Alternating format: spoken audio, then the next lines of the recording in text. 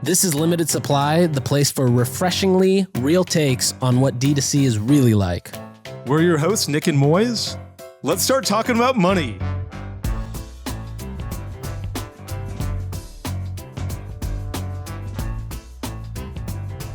Nick, did you know that 90% of people interact with push notifications on their phone, and you're likely to see a 2 to 3x session boost through a Tapcart app versus just a regular Shopify website? Wow, so you're saying just by having the real estate on somebody's home screen and leveraging push notifications, I'll see 2 to 3x frequency increase compared to the mobile web browser? And you're going to get a higher conversion rate with a native mobile experience in Tapcart as opposed to a crappy iPhone Safari experience. So if you're interested in learning more, go to tapcart.com/limited and get up to 2 months free. This is Limited Supply, episode 7, season 4. So I guess we've done almost 50 of these so far, Nick. So this is actually a lot. Is it season 4 or season 5? No. It's season 4. Easy there. Okay. Season 4, episode 7, a bunch of stuff to discuss. You and I were both at a summit in New York City called Commerce Summit, which was unbelievable. I think it's one of the, it was only one day. And it's probably one of the 5 best summit, conferences I've gone to. And I barely went to it was just the, NBA All-Stars of direct to consumer. And I think that was my favorite part about it. It was the Taylor Swift concert of the D2C industry. You're a pro of those things. You're a veteran of Taylor Swift concerts for sure. So we got a bunch of stuff to discuss. The Commerce Summit, a couple bankruptcies that I want to talk to you about, something about returns, a business idea I've been thinking about. But before all of that, we're going to play Guess This Business. And I think this is, we've done this 2 or 3 times in the past. I think this may be the easy. I'm not sure if it's the easiest one, but the one where you're going to be like, okay, I should have gotten that one. I don't think it's easy to get any of these, frankly, because there's an infinite number of businesses. But let's play Guess That Business. Okay, this business was launched in 2017. Okay, 2017. So not very old. Okay.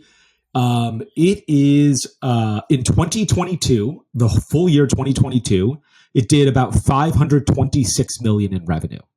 So just let's say 500 million in revenue to be easy. And that doubled from 2021. So in 2021, let's say it did 250, in 2022, 500. Those numbers are a little bit off, but pretty close. 526, not 500. Now, the cost of goods sold in this company on 526 million in revenue is only 22%. 118 million in cost of goods sold, meaning that they have 78% gross margins. And that 78% is pretty consistent between 2022 and 2021. Mm-hmm. Marketing is 52% of revenue. So cost of goods sold, 22%. Marketing, 52%. Okay. So $270 million in marketing. They lost about $15 million in 2022. So 526 million in revenue. I'll sum it up at the end. They lost about $15 million in 2022. In 2021, they lost $30 million. And they have an AOV of about $80. So let me sum up all the numbers again. Okay. For 2022, 526 million in revenue, 118 million in COGS, 272 million in marketing, negative 15 million in EBITDA. AOV is $82 per order. And then their valuation they're publicly traded. Valuation is about $2 billion, $1.9 billion. 3 questions. Okay. 3 questions, yes or no questions. Hit me up with them. Okay. Also, just real quick, you're getting too close to the mic. Okay. I'll sit back. Right here is perfect. Okay, 3 questions. Well, right away, I'm thinking supplements is one option. Why do you think supplements? The rapid growth makes me think it's potentially supplements. And also 50% of marketing costs. That sounds about right for a supplement business. I feel like yeah. Second thought is something like a Klaviyo, like tech-enabled service or tech Very company. interesting. But I have a feeling that you're more on the CPG side for this. Very interesting. Okay, so hit me with. I'm trying to use a poker face. So you're like, is this guy right or is this guy crazy? Yeah. I'm giving you neither. Yeah, right. Yeah. Okay. What do you think? Is this something? Is the main product, something that you consume? Yes. Okay. Is it in the health and wellness space? Yes. Okay. Okay.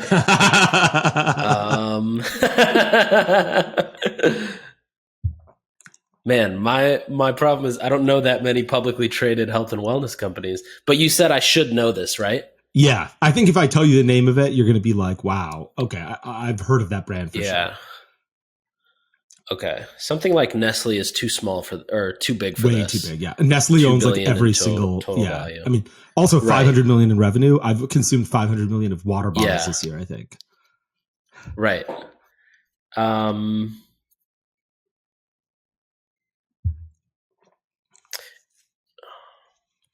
Is it like CVS Pharmacy?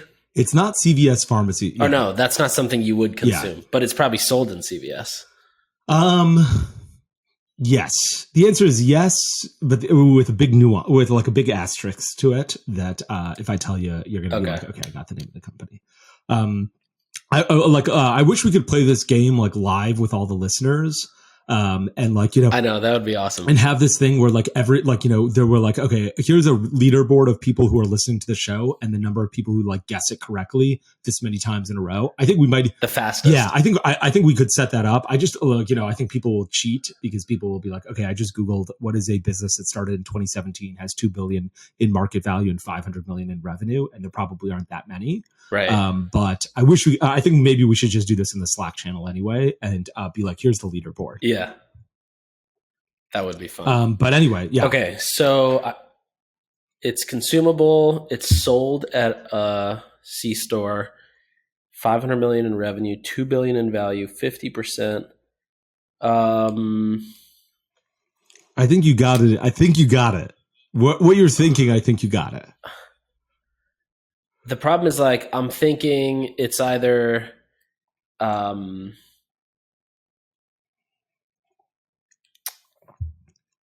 my God, I'm stumped. I feel like I don't know this aisle that well. Let me give you more clues. One is their demographic. I'm almost, I'm not certain of this, but I would be shocked. I'm pretty confident that it's more male than female, more men than women. I think that you have never two, they don't own their own stores. They don't own their own stores. Okay. Three is what's another good example? What's another good thing that you wouldn't get? They do sell at CVS and at Target, I think, as well. But the vast majority of their sales come online and not in brick and mortar stores. And oh man, you know what it is?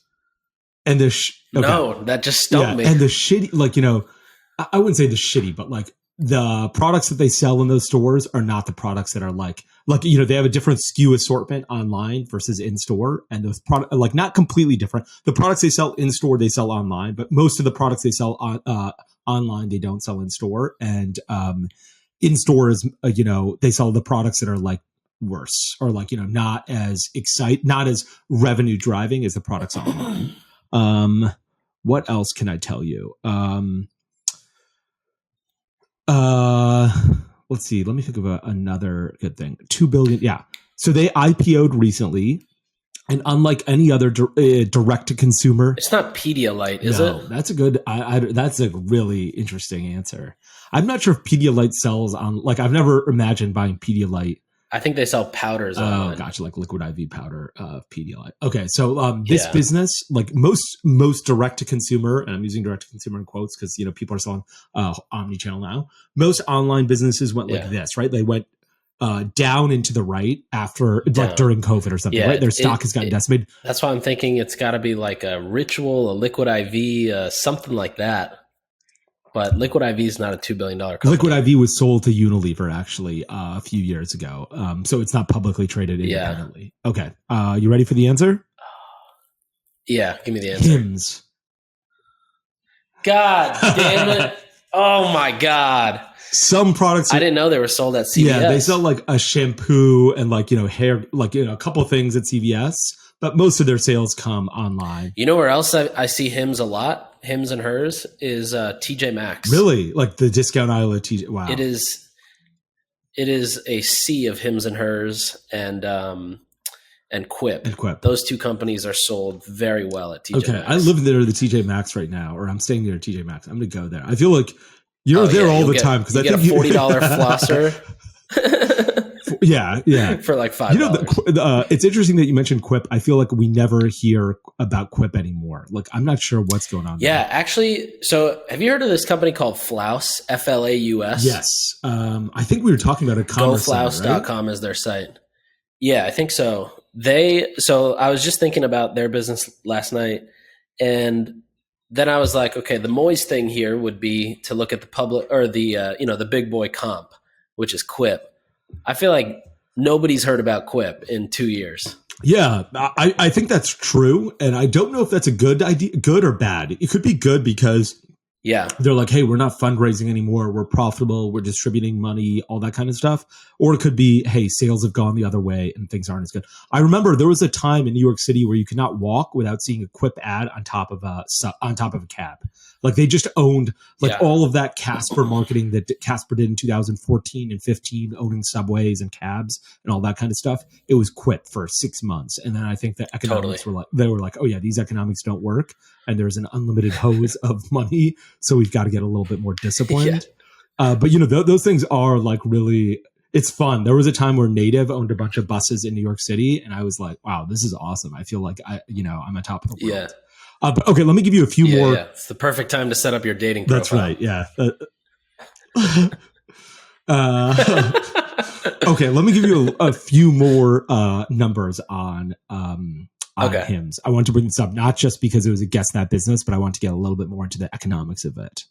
One is, so they spent $230 million. They had a $270 million marketing budget. I'm not sure how they spent $40 million. They say they spent $230 million on customer acquisition. Okay, so $230 million on customer acquisition in 2022. So we're talking, let's say $20 million a month. That gets you to $240. So let's say $20 million a month, which is a lot. I mean, we're talking about more than $750,000 a day. So that's a lot. And then they say they went from 500,000 subscribers to about 1 million subscribers in 2022. So they gained 500,000 subscribers on 230 million in spend, which means that if they had zero churn and they gained it's actually 554,000. If they had zero churn and they gained 554,000 on 230 million in spend, it would mean their CAC was $415. The reality is they probably had a ton of churn. I would estimate they had 50% churn. That's a guess. They didn't I didn't read that anywhere, but I'm guessing they have 50% churn. So they actually added something like 750,000 subscribers, I would guess, which means their CAC is probably. Does it say where? Yeah. Does it say which categories those subscribers came to, or any breakdown of the categories? Not that I read. I didn't read the entire 10K when they released it, but it didn't. I didn't see anything where they're like 80% is for hair loss, 20% is for ED, 10% is for I don't know what other products they sell. Like I think they have like anti-anxiety or something to that effect. It didn't say that, and I would imagine they have a bunch of subscribers who order multiple things. Totally. Yeah. Okay. So, so if they had 50% churn in 2022, meaning their subscriber base went from 500,000 to 250,000, they actually added about 750,000 new users, and that would give them a CAC of about $288. Based on the average revenue per subscriber and their gross margins, it means that in 7 months they're profitable on a customer. Wow. That's the math. That's not terrible. Not terrible at all. Yeah. 7 months. Yeah. I'd imagine people stay longer than 7 months. Yeah. I think it, I'm not sure all the afflictions, but yeah, I think that generally the afflictions that people go to Hims for are permanent hair loss, ED, you don't it's not easy to reverse those things. But really what makes me what's crazy to me is that like you're too young for this, I think, but there used to be an episode of Seinfeld where Jerry Seinfeld was dating this doctor, and she turned out to be she was like, I save people's lives, and it's so amazing to save people's lives. And he finds out that she's a dermatologist, and he's like, saving people's lives? You're a pimple popper. You're a pimple popper MD. And I feel like that's actually like, it turned out that woman did she was a dermatologist, but did skin cancer. So, was actually saving people's lives. But, I do feel like that's what's happening now. You go through a form online, and, a doctor is able to write you a prescription. I bet their doctors are writing something like 20 prescriptions an hour, 30 prescriptions an hour. They don't see the patient. They look at a couple numbers and they're like, yes, let's give him ED pills. Yes, let's give him hair loss pills. Yes, let's give him acne pills. Yes, let's give him, happiness pills, whatever it is. And really, this system exists because there's a drug lobby that prevents products that should probably be over the counter from being over the counter and requiring you to go to a doctor. These guys have just figured out a way to make a doctor be able to see you in 10 seconds instead of 20 minutes. I agree. I also think I genuinely think it's actually pretty fucked up that anybody over 18 can within really 30 minutes get a prescription to Viagra or to anxiety medication. Like really, again, with 30 seconds of FaceTime and filling out a form. And, then within 30 minutes, you can go get it delivered from Capsule Pharmacy and use GoodRx, and you pay $4 for something that is basically like a Schedule I drug. It is bananas. Like either it shouldn't be a Schedule I drug, either we should recognize that, hey, we can prescribe Propecia to anybody. You should be able to buy Propecia the way you buy Advil, or it should be a Schedule I drug and a doctor needs to see you a little bit more. Okay, when I Google Ozempic prescription, do you know what Ozempic is? Oh yeah. Yeah. Okay.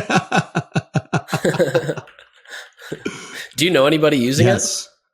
I think Elon Musk says he's used Ozempic, and I know somebody who's lost quite a bit of weight, not Ozempic, but another one that starts with an M. I forgot what the name is. And, it's great. I'm not sure whether, I shouldn't say it's great. I've got no idea of the ramifications of using something like Ozempic. I hope it's good. I'm not sure. But when I Google Ozempic prescription, Roman or whatever, you remember that company Roman, the Hims competitor, is the number one ad. And it says Ozempic prescribed online for weight loss. And then it says a weekly shot to lose weight. And then it says Ozempic is not FDA approved for weight loss, but may be prescribed if a doctor deems it appropriate.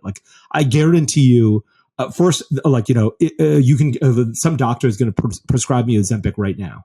I can just click get started, make up a bunch of numbers, and I can get a prescription for Ozempic by the end of 45 minutes. And I'm not saying this is Roman's fault. I'm just saying this is the nature of the game right now. And I think that either we should determine that, hey, this is not okay, or we should have some more telehealth regulations where, or we should say, you know what, you can just prescribe yourself Ozempic. You can buy Ozempic over the counter, because a doctor looking at this and prescribing it to you, looking at any prescription and giving it to you in under 5 minutes basically means nobody does anything. It's just what you should be able to buy it over the counter. There's no analysis. Yeah, that's right. But anyway, despite all of that said, I think Hims is one of the few businesses that came out of the pandemic really strong. It dropped in value right out of the gate. And I think it went from a $2 billion to a $700 million market cap, but it's worked its way back up to $2 billion. It's only lost $15 million in adjusted EBITDA last year. And I think they're going through some CapEx stuff. That's amazing. Yeah. And doubled the revenue from 250 or 260 million to 520 million. An insane amount, 52% of revenue spent on marketing. And I think that, that's a good barometer for a business that can spend a lot of money on marketing because they've got a lot of money. It's prescription, so they probably have a very high LTV because these are lifetime problems they're helping people deal with. And so I think, it's probably on the high end of what direct-to-consumer businesses should spend. Most of the people who are listening to this should probably spend somewhere between 20 and 40%. But I thought it was a good barometer. Yep. Yeah, fully agreed. This actually leads me to something I was going to ask you, which is, so a couple episodes we were talking about these ambulance chasing attorneys who have legally visually impaired people who will hopefully become legally vegetables at some point. And so it got me thinking, what if there was, so like every industry, just like pharma, they have lobbyists that are just on payroll to just go and take meetings and figure out how to push whatever the company needs. What would be on the direct to consumer lobbyists list? Oh my God. In terms of things to change? A couple things I put. One is the ADA lawsuit bullshit, because every single so everybody who texted me about that after they heard it, doing over 50 million in revenue, says that they pay about 25 to 30 grand a month in these stupid a quarter just to get these settlements done and get these people off their back. Another one I think that you're passionate about is the sales tax stuff as well. That's the first thing I thought of. What else would we put on a lobbyist to-do list in Washington for direct-to-consumer? Wow, that is a great question. I think it would going back to this like regulation thing. There was one instance where so sales tax I think is my number one thing, because the cost is super expensive. It happens when you're really young. Yeah. It's not just a patchwork of 50 states, although like a few states don't charge sales tax, so I think it's like closer to 46. But it's a patchwork of 250 counties that you got to deal with. And so, like some are monthly, some are quarterly, some are 6%, some are 7%, all in the same state, all in 6% to 7% or 8% in California. And then you got to do some states quarterly, some states monthly. It's really tough. I think there's one other thing, like, God, what's another good example, actually? One thing I thought of recently was, I remember there were all these hit job articles on Hubble contacts. I don't know if you remember this, when they were like, somebody's like, I put in my like eyewear prescription and I gave him my, I made up the doctor information. Like I basically put in false information, and Hubble contacts still sent me contacts. And they're like, can you believe this? Hubble didn't verify my prescription before they sent me contacts, which is crazy, because none of the places that I order contact lenses from ever verify. I always put in expired never. But like this was a hit job, because they're like, look, we know that the American Ophthalmologist Association or whatever it is wants to make sure that they get revenue. Hates Hubble. Yeah, exactly. They want to make sure that they get revenue. Right. And what are you going to do with prescription contact lenses that are incorrect? Are you going to sell them on the street? You're going to cook methamphetamine from them? Like, I'm like, what are you doing here? Like, this is... You're going to get high. So I guess one of my answers would be enough stuff that's prescription that should be sold direct to consumer. Like, I think that at this point, probably Propecia, which, a Hims subscriber can sell you, like a Hims person can sell, a Hims doctor can prescribe to you in 2 seconds or 50 seconds or whatever it is, probably don't need a prescription for it. Contacts probably don't need a prescription for it. Birth control pill probably don't need a prescription for it. Retinol, like Curology is doing, and all these guys are doing, like a retinol. Are you kidding me? You're like, okay, one day it turns out I don't like it. Same thing with like the glucose monitors. Yes. Great point. Yes. Continuous glucose monitor to find out how bad my sugar is. I need a doctor to say it. You should not have to go get it. So I think aside from making it hard for the direct-to-consumer community, you're also making it impossible for people who are, of a meager financial means to be able to do that. If I want to wear a continuous glucose monitor because I'm a larger, let's say I'm 200 pounds or 225 pounds and 16 years old, and my parents didn't have like the means to, provide great nutrition. I live in a food desert and I have to go eat McDonald's. Don't make me go see a doctor to be able to give me a continuous glucose monitor. Give me a continuous glucose monitor so I can try and make the right decisions early on. Don't put up hurdles for this kind of bullshit. I feel like Netflix did a really good job as they built their company, like mending the digital streaming platform world with the real Hollywood boots on the ground physical world. They did a good job like blending them together. And it seems like for a couple of these big industries like pharma and alcohol, there needs to be some sort of a mending where both parties are happy to continuously grow their sides. Otherwise, you're always just kind of like fighting against one another. Alcohol is another great point where we're constantly being, there's a patchwork of 50 state laws. And I know this especially because of my time at Casper's, where I'm like, this makes it so hard to sell on the internet. It's insane. And like, there are Supreme Court decisions that are happening. When we launched Casper's, probably everything we were doing was illegal. But we were like, look, Right. and people would always be like, how are you getting around this? Like, I think it's illegal to ship stuff. And this was our answer. We're lawyers, so don't worry about it. And people would be like, yeah, I guess you two went to law school, so it's fine. But the reality was we had no idea what we were doing. And the answer is then a Supreme Court decision came out. We're like, this can't be the law, although it was at the time. Then a Supreme Court decision came out like 3 or 4 years ago that said, actually, yeah, these network of state laws are not right. Like they're unconstitutional. And that's still happening. So I think some sort of like finality there would be helpful. Or like some sort of like government, like national laws so we can make smarter decisions. I think one other place is probably weed, like, CBD, creating like a CBD, like, right now, again, patchwork of state laws. One other thing would be China Post, right now, if you make clothing in America and you ship that's a bad example, but like what a lot of people will do is they'll have all of their clothing that they make in China or Vietnam or something imported into Mexico, and from Mexico imported into the United States and sent to the end consumer. And that way they don't have to pay tariffs. Right. Like there's a law that says you don't have to pay tariffs if something is coming from Mexico into the United States. The 3%. Exactly. No, I think it's even more. I think it's like 20% that they save on their cost of goods sold. Okay. And so I think that's crazy that basically we're having people import stuff from China into Mexico, and from Mexico going into San Diego, like every day trucks, hundreds of trucks drive up from Tijuana into San Diego and drop into the United States Postal Service mail system, because that's cheaper than having the stuff brought into the United States, because then you don't have to pay tariffs. There's also another law. Yeah, and you lose out on all those jobs here. Exactly. Too. Yes, that's exactly what I mean. That's why you lose out on the jobs. The customer has a worse experience if they live in New York, because this has to be dropped in the mail from Mexico and not from St. Louis or Ohio or something that's closer to them. We lose out on all those jobs. That's crazy. Another one is like China Post. Like somehow we subsidize the mail coming from China, like directly from China into America.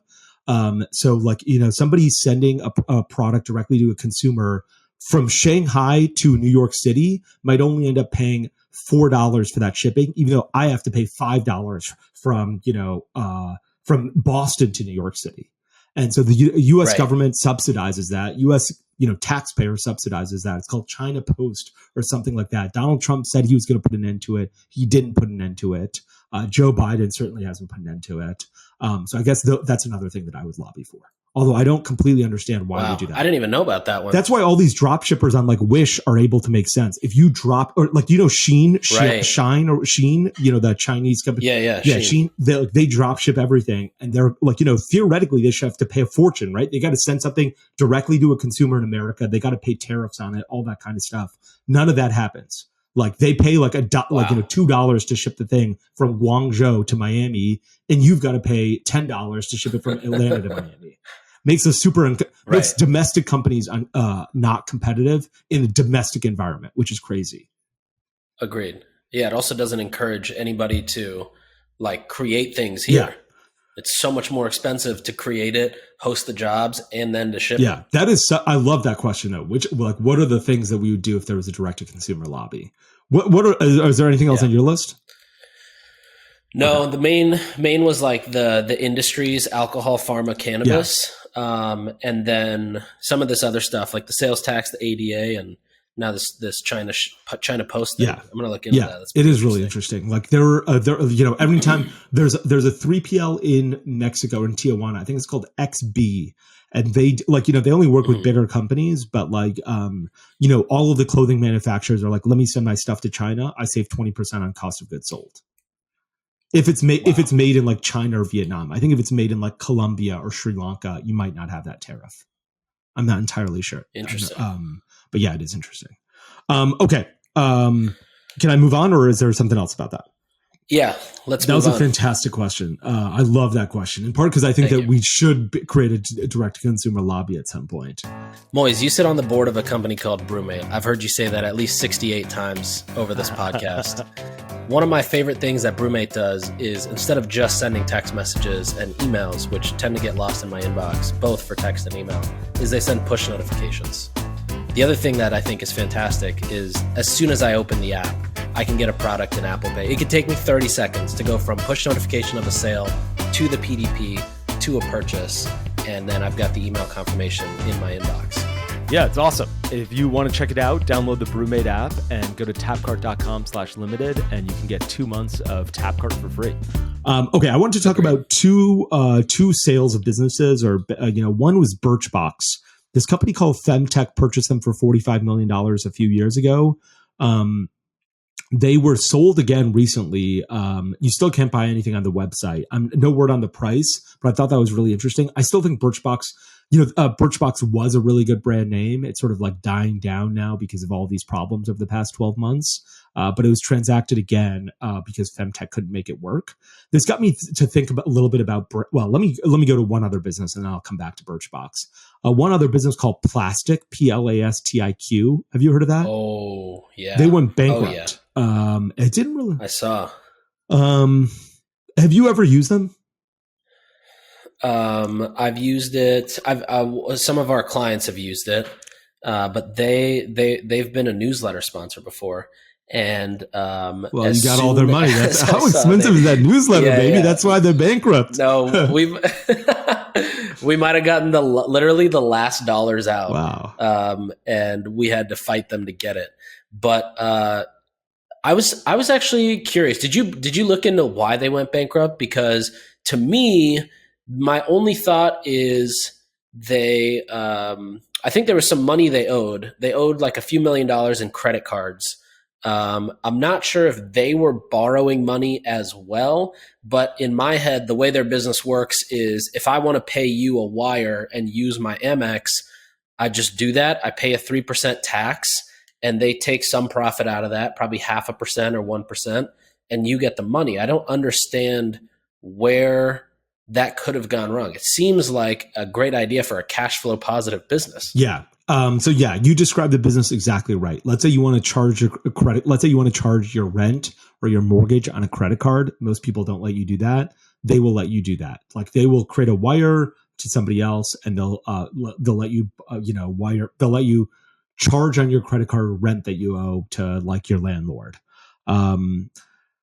They raised $140 million from Kleiner Perkins. They were trying to do a SPAC like, the Hims of the world, I think, did in 2022.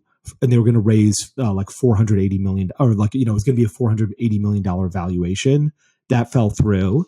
The revenue that I read was $47 million in revenue last year, losing $54 million. So they were losing quite a bit of money, $4 million a month, north of $4 million a month, which is a lot of money. There are other businesses that are doing this now. One is called Built, Bilt. I don't know if you know I was just Built. about to bring this up. Is Built a, what's it called? Yeah. A newsletter sponsor? No. But Built is such a fascinating business. And it's also even more interesting because so I've asked him, hey, could I pay Facebook ads the same way that I pay my rent here? Like, what if I just put the routing and account number for Facebook in that I'm supposed to be paying to my apartment? And he said no. But basically, the way that they subsidize you being able to use a credit card to do this pretty much the same thing is on the renter side, like all the buildings, they become the payment processor for the buildings. So even revenue that's not coming through Built, they're taking money there, and that's how they're able to keep afloat. But they're processing, as of a month ago, $500 million a month in rent. Wow. Okay, so you're close with the team there. Not super close. I've met him a couple times and heard him speak at the Left Lane Summit. Wow. Okay. They do the same thing. I think they're a unicorn valuation already. Oh, for sure. One of the crazy things that I see them do is affiliate marketing. And so they do affiliate marketing so well. I read a bunch of travel blogs.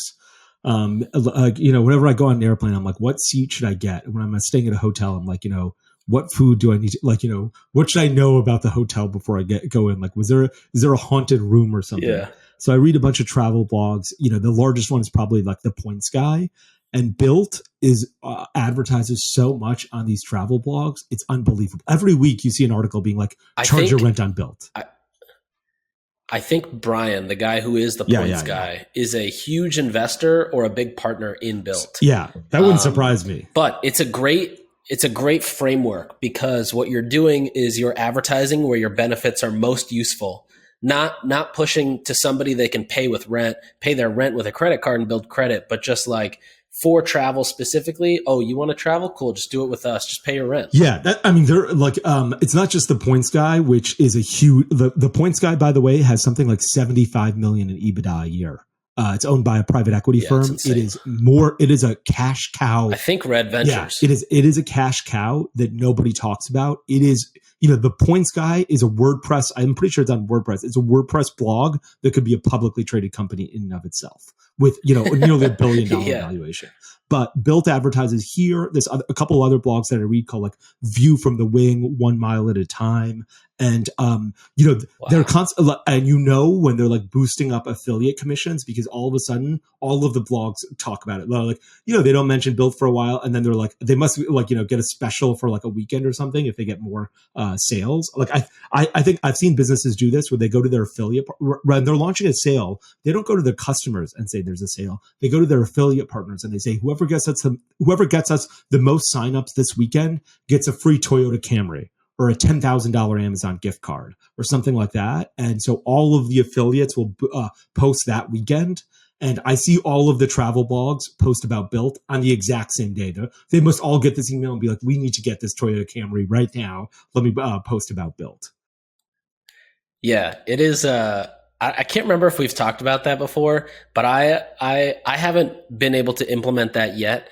But it is such a great idea. Like, oh, we don't need to run 20% off Memorial Day product sales this weekend. Yeah. Instead, we're going to give 20% to any affiliate who gets over, 5 figures in sales, and whoever hits 6 figures, we're buying you X. Yeah, it is I heard one company whose name I can't mention do this and do it at an insane scale successfully.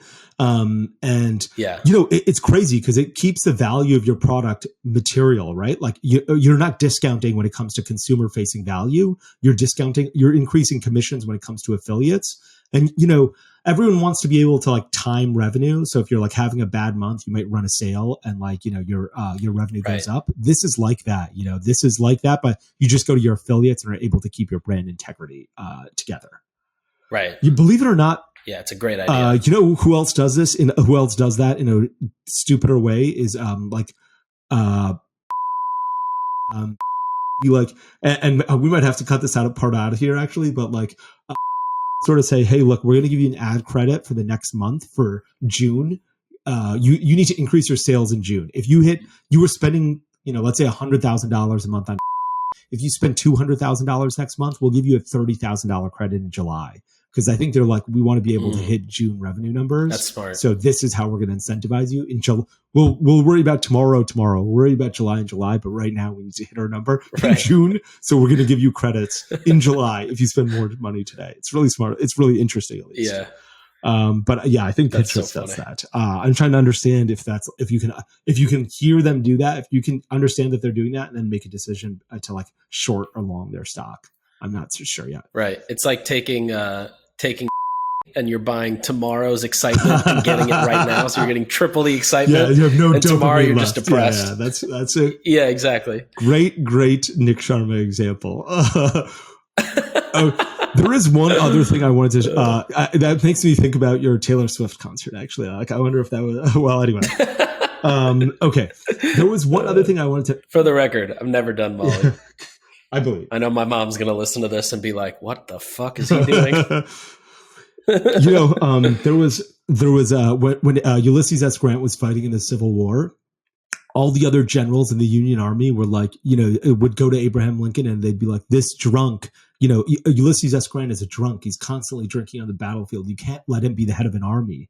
And Abraham Lincoln hears this, and Grant is the only one winning battles in the West. Okay, he's like, he takes Vicksburg, all that kind of stuff. But so Abraham Lincoln hears this, and he's like, "Tell me what whiskey he drinks. I need to order a case for every general in the army." Like, if if you're doing Molly, everyone should start doing Molly. It's not what you're doing is right. I thought you were about to say that Ulysses S. Grant was doing Molly, and that's why he was always so excited to go fight. No, that's funny.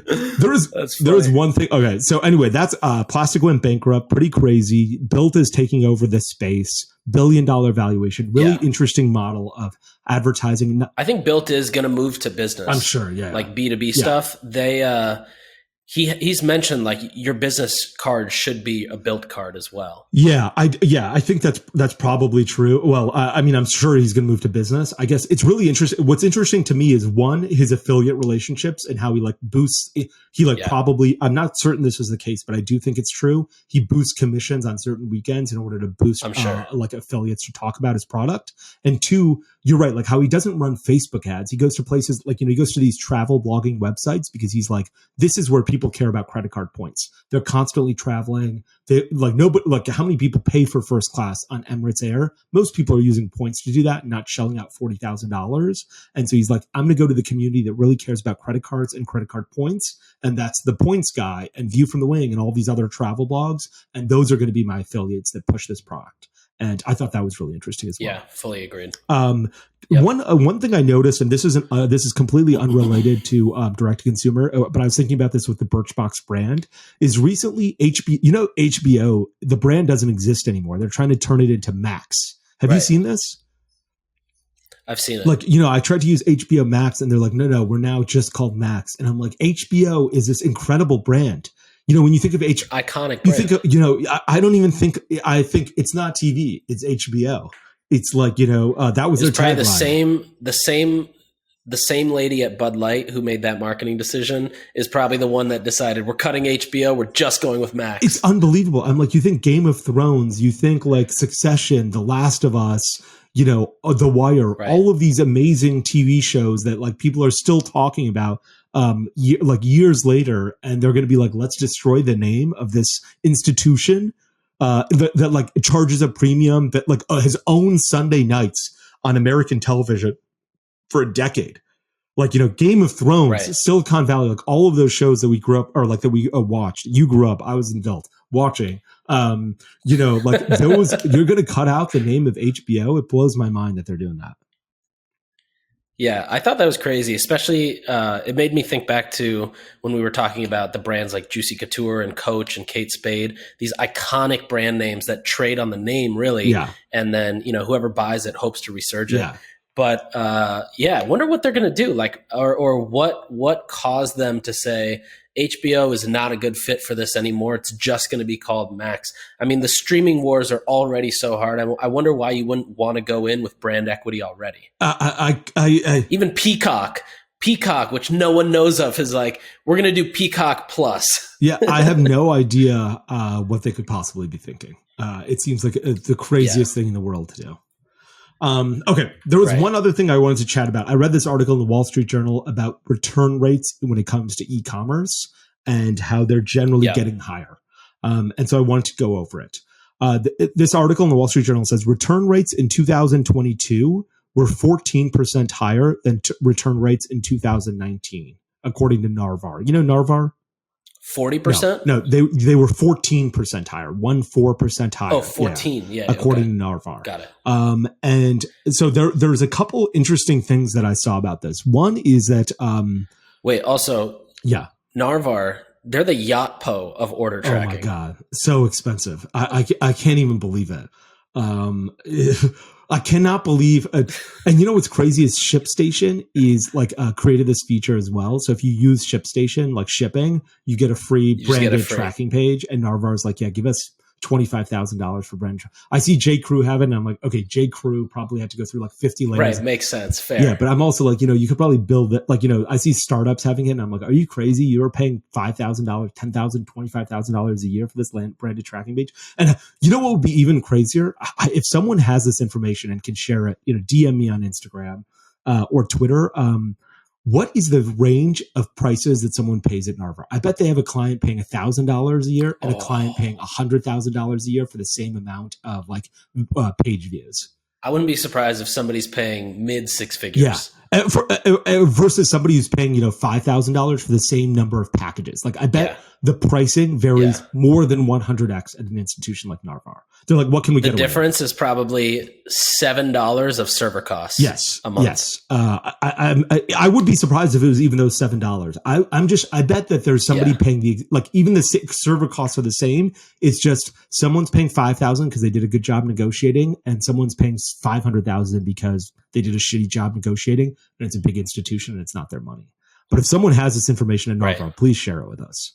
Okay, so I've got a few more details here. Amazon is now starting to show items that have an above average return rate, and it's starting to say, "Hey, this item, if you're thinking about buying this item, it has an above average return rate. So think about buying another item," because Amazon doesn't want to deal with these return costs either, which is really interesting.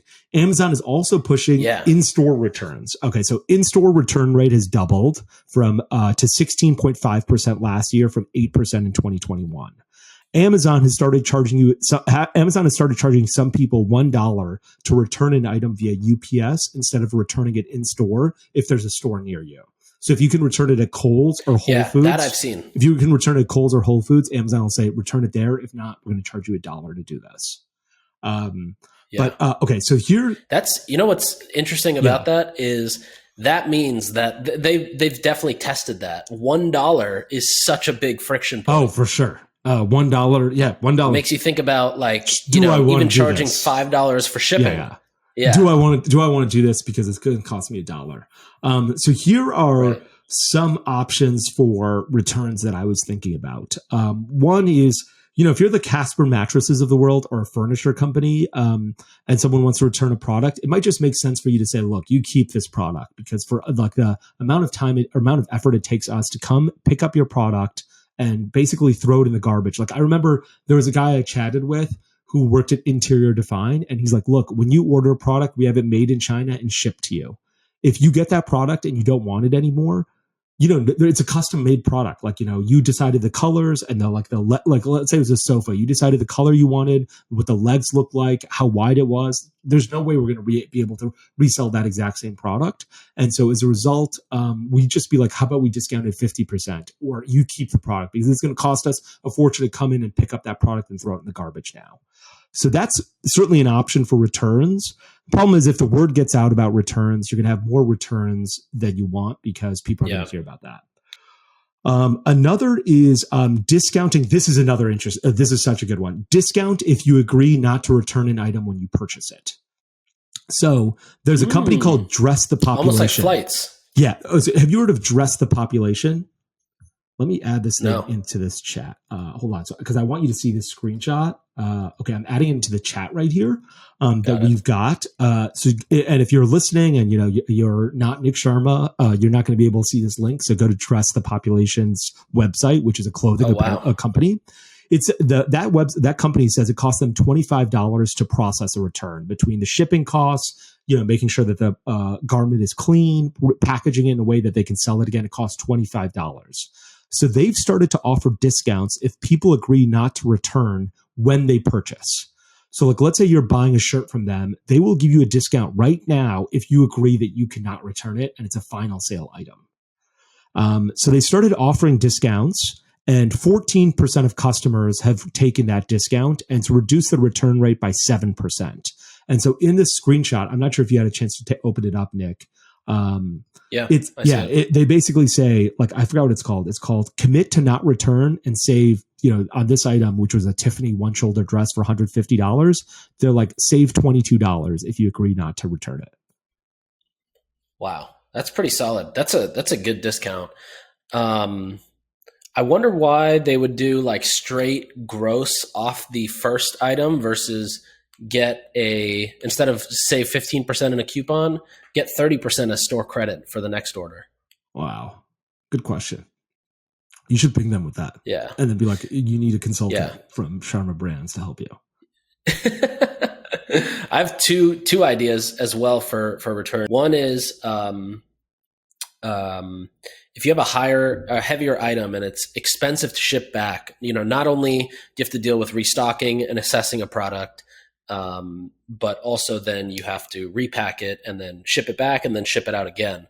And so one thought was, okay, Moiz, you didn't like this desk that you bought or this, side table.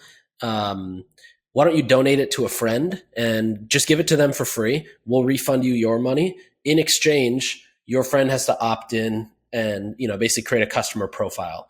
That way, if they like the product and they keep it, we can always send them information in the future.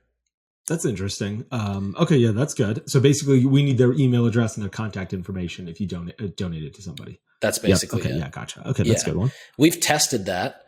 Most people are very down for that. And in fact, they get excited because, nobody buys an item and returns it. Most people don't return an item because they absolutely hate it.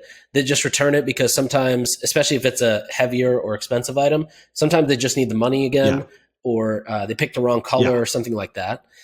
So people get excited to do that. The second idea is, and this only works if an item is unopened. So it arrived, and between the time of purchase and the time of the product arriving, you decided you actually didn't want it anymore, which I feel like is a good amount of returns overall. And this idea would basically be like, okay, the next time, let's say I ordered something, I said I didn't want it. You just place an order on the site. Now I will get a notification, hey, instead of shipping it back to the fulfillment center, I'm going to actually get a label, I'm going to slap it on and ship it to you. And maybe in exchange, like, because it's coming to you from somebody else and it hasn't been properly inspected, but that's because we're saving costs, we come back to you and say, by the way, here's a 20% of the order value as a gift card you can come use in the future. This is something I feel like Poshmark figured out with technology really well. Like, they made peer-to-peer shipping and transactions and communication really seamless, but I don't believe this has been done in e-commerce. That's brilliant, but scary, because you're then like, okay, the quality control is sort of like, okay, Nick said he wanted it. Now he's like ready to return it even before he got it, and we give him a return label. So yeah, the return label is actually a shipping label to Moiz. We need to make sure that Nick ships the right item, that he doesn't like mutilate it, all that kind of stuff. But like, I think that I think it can work. I don't know how to like make sure that like, the Nicks of the world don't mutilate the item before they ship it to the Moises of the world. But maybe it keeps a hold on my credit card until I receive your thing arrives and you inspect it. Yeah. That's a great idea. Who should do that is Amazon, because they're the guys who can they're the ones with the volume and the technology and all that kind of stuff. And the trust. And the trust to do it. I feel like it's, you know what? That's not true. A lot of people I feel like it's hard with direct to consumer brands because oftentimes people will try the product before they're like, okay, actually I don't want it. But with Amazon, you're like, oh, I ordered this thing. I'm not even going to, maybe that's not true. I'm not sure what the answer is, but I like that idea. I really like that idea.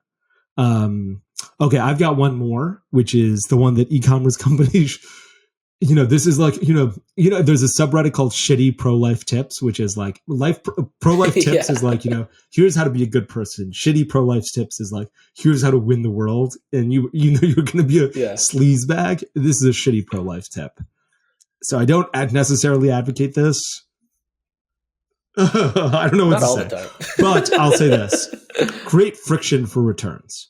Like friction for returns will make it so it's harder to reduce. Like native. If we had less than 1% returns, and there were a couple of reasons for that. One, it was a $12 price point product. Like if you didn't like it, you're like, fuck it, it's $12.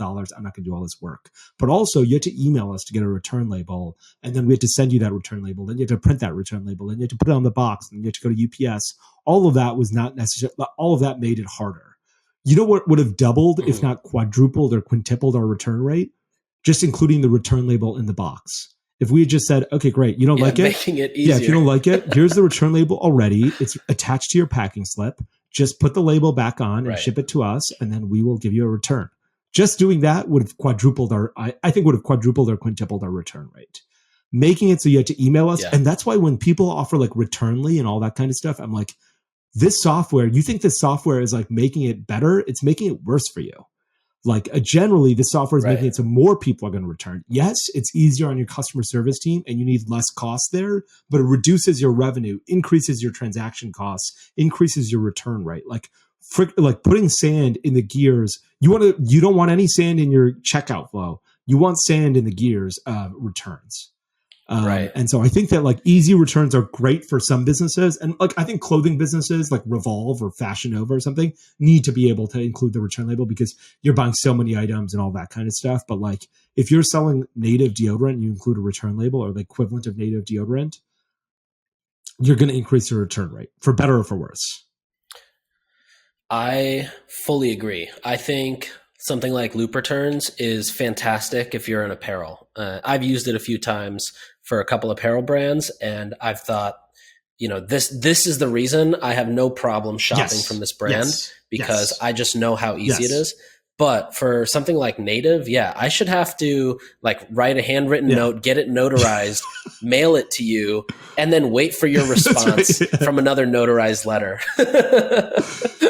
And the notary has to live 400 miles away from your primary residence zip code. Like, that's the difference. You have to walk. That's right. To be clear, Nick and I, neither of us are advocating for this, but this is just the simple hard facts of this life. So I'm surprised. I think apparel brands should do it. So because you're going to shop at them and you're going to try and buy so many brands and all that kind of stuff. Same thing with Amazon. The reality is, if you want to return a stick of native deodorant, it almost with 99% certainty, I was certain you're never going to buy again. You almost never want to return it. If you want to exchange it, on the flip side of that, if you want to exchange a scent of native, if you were like, I bought lavender and rose and I don't like it, I want eucalyptus and mint. We're like, you keep that lavender and rose, give it to your husband, give it to somebody else. We're sending you eucalyptus and mint right now. No friction when it came to an exchange because we want you to love the product and we thought you could still be a customer with us long term. Totally. But on the flip side of that, if you want to return it, I was almost certain you'd never purchase from it again. And I was like, okay, great. This is now we're in animosity. Like, now there's, we're on opposite sides of the table. If you want to exchange it, I thought we were still on the same side of the table. Right. And apparel is I'm laughing because I can think of you in that San Francisco office when somebody says, "Hey, Moiz, this person wants to return their stick of deodorant. What should we do?" I was. You're like, here's a shirt that says "Go fuck yourself." Ship this. I was like, is there any way to save them as a customer? If so, let's do anything it takes. Let's give them a new scent. Let's send them a travel size. They lost their package. Let's send them another one. If they were like, no, fuck you, we hate you. I was like, all right, take out your sword. Gloves on. That's right. Did you have a lot of issues around packages just getting lost in transit? With USPS first class, when we shipped USPS first class, we never had that issue because it was like, USPS handled it and they're good at first class mail. Once you switch to these, like, what UPS MI is, like Mail Innovations, and FedEx has this thing. Basically, what happens is that, let's say I'm shipping from, where was Amy's place? Somewhere in Connecticut, right? Like, where did Amy? Connecticut, yeah. Let's say I'm Fairfield, Connecticut, something like that. North Haven, I think it was North Haven or something like that. Anyway, North Haven, yeah. So let's say I'm shipping New Haven. New Haven, okay, okay. Anyway, wherever it was, let's say I'm shipping from New Haven to St. Louis, to your address in St. Louis or your parents' address in California. UPS is going to take the package from Connecticut all the way to California to San Francisco, but before, or like, wherever your parents live in that neighborhood, then they're going to take the package and hand it off to USPS, and USPS is going to your parents' house anyway, and USPS is going to do the last mile of delivery. And so, all of these packages go from UPS, and UPS hands them off to USPS for the final mile. This process, this handoff process, I've never seen something with more mistakes in my entire life.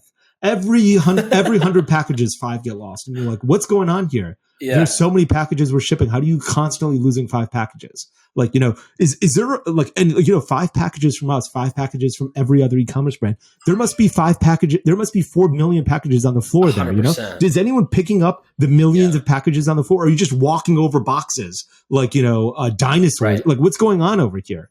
And so once we switched to like UPSMI and we tried it with FedEx and DHL because they all have those programs, it was a disaster. Then we lose a lot of packages. So you recommend just first class mail? If you can. It was certainly when you're early on, probably because it's like you don't have the volume to get discounts with UPSMI. Like the more volume, first class mail, you could be like, I ship, I was shipping like 500,000 packages a month in Native. I was like, give me a discount. And they're like, this is USPS. Unless you are, Hunter Biden, we're not going to give you a discount. And they wouldn't give me a discount under any, like at first they're like, you need to do 10,000 packages a day. I was like, I'm at 10,000 packages a day. They're like, no, never mind. Forget it. You need to do 10 million packages a day. And I was like, all right, you're never going to do this. UPS will give you that discount after a certain volume. So early on, it's not worth it because, UPS won't give you the discount and USPS has better service. So you're going to pay the same prices and the service will be better with USPS. At a certain point, your volume gets so high, the dollar value of that discount is so much that you're willing to tolerate 5 lost packages, which there's no, there's no insurance, there's no claims. You contact UPS, MI, and you're like, where's this package? They're like, don't ever call us again. They're like, we're going to lose 5 more packages. Who are you talking to? Somebody behind us? They're like, we lost 5 more packages. They're like, if you want to contact us, get a notarized letter from this place 400 miles away from your house and go walk there. They've created the friction. Actually, literally, they're smart. Yeah, they really have. Yeah, and like that going in. And so, the one thing that I would do is during the holiday season, during like Q4, I would switch back from UPSMI back to USPS at native because so many packages, like USPS at some point, like during the holiday season, they're like, we're shipping so many packages. If UPS hands us a package, the thing we do is throw it in the garbage. Take it, get rid of this thing. And so I was like, let's stick with USPS during the holiday season so we can get better service. Where's a good spot to like get the, like what's the modern retail for this industry, the shipping and like logistics, trucking? We should find what that is. There's this show called Billions on Showtime, and Paul Giamatti's the main character. He's like the U.S. attorney for SDNY, and he's really into like BDSM, and he's got like he has to walk around with like a ball, like in his mouth, and like he's getting whipped, and he's in leather, and he, like women are whipping him. That's what it feels like when you're talking to 3PLs. You're the guy on the floor with a ball in your mouth. People are whipping you, except it's not desirable at all. It's painful. And so I don't know where there is a modern retail for this. I wish there was. But I do think that it's worthy of a Nick Sharma, Sunday evening newsletter at some point. Breakdown. Yeah. Yeah. I was actually thinking of doing that for next week. Yeah. Awesome. There's one more thing I wanted to chat about with returns, and then I know we gotta like wrap things up, which is, so there's a SaaS company called Bloom Reach. They said that at one retailer they worked with, 8% of shoppers, and they said apparel is the worst category for returns, which makes sense. They said 8% of shoppers made 70% of returns. That is crazy. And so I always thought if you have 2 returns, you should create a Klaviyo list. Anyone who's returned a product 2 or 3 times, stop sending them discounts, possibly stop sending them emails. Right. You may want to ban this customer altogether. And I really wish that Stripe would create a Yelp for people and be like, look, this guy buys products and returns all these products. This guy, like, there's refunds on, 10% of charges with this credit card token. There are disputes with 10% of charges with this guy's credit card token. So if you're shipping him a package, be very careful doing business with him because, the reputation should precede you. That is so smart. That is so genius. Like everybody should do that. Yeah. Right now. It'll take like 10 minutes. Yeah. Oh, to create that email list and be like, let me stop sending discounts to a guy who's constantly returning products. Yes. Yeah. The other part that will take longer than 10 minutes is Stripe building this, but I really hope they do. Stripe is the guy with the data from all of the Shopify stores, a lot of Amazon. Yeah. A network. Yeah. They know everything about everybody. Please tell me who's a bad customer so I can at least be careful. If not, say, I don't want to do business with people who have I want to be able, Stripe should have a feature. Do you want to reject people that have 40% chargebacks or 20% chargebacks? Like they try and charge their card. They're constantly doing chargebacks. Don't even approve this transaction. Just reject it. I don't want to do business with somebody like that. It's going to be a CS ticket. It's going to be a return. It's going to cost me money. Stripe, you can save me money by doing that. And that'll be a network effect Stripe has, right? Like right now I can go to authorize.net or Stripe. It's sort of a commodity. If Stripe was like, look. And it benefits Stripe because Stripe has to refund the processing fee as well. Yeah. So they're probably losing some money. And now merchants are like, why would I leave Stripe? They're protecting me from bad people. They're my defense shield. They're my spear in that they help me get sales and approve transactions. And they're my shield in terms of protecting me from bad customers. Right. Oh, that's awesome. What a great way to end it. Awesome. Okay. That's it. That's a wrap for episode 7.